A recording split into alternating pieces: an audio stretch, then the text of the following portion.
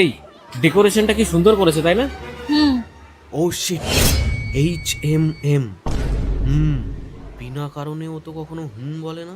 নিশ্চয়ই কিছু না কিছু হয়েছে, কিন্তু কি হয়েছে? আজ বেরিয়েই আমরা ওর জন্য শাড়ি কিনতে গেলাম।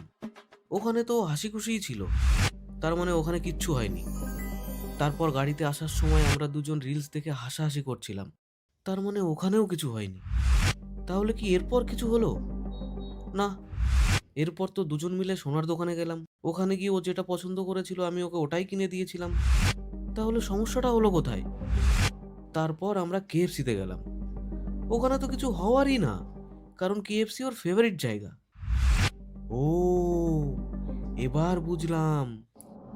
ও যখন ইনস্টাগ্রাম স্ক্রোল করছিল, ওর পরেই ওর মুডটা খারাপ হয়েছে। তার মানে ও ইনস্টাগ্রামেই কিছু দেখেছে। কিন্তু কি দেখেছে? ও হ্যাঁ, কাল রাতে আমি তো ইনস্টাগ্রামে লিনাকে ফলো করেছিলাম।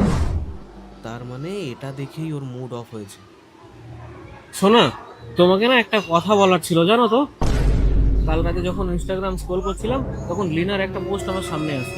তারপর ওর প্রোফাইল চেক করতে গিয়ে না ওর একটা ছবিতে লাইক করে যায়। তারপর আমার ওকে ফলো করে নিতে হয়। আরে লিনা, বুঝতে পারছো না? আমার মাসির মেয়ে। আরে যে তোমার সাথে 2 দিন আগে কথা বললো, তোমাকে বৌদি বৌদি বলে ডাকে। ও, লিনা। হ্যাঁ। আর আমি কত বোকা দেখো, আমি শুধু শুধু তোমাকে ভুল বুঝছিলাম। ডেকোরেশনটা খুব সুন্দর করেছে গো। চলো কটা সেলফি তুলি। হাসো হাসো। मौत को छू के কি সুন্দর লাগছে তাই না?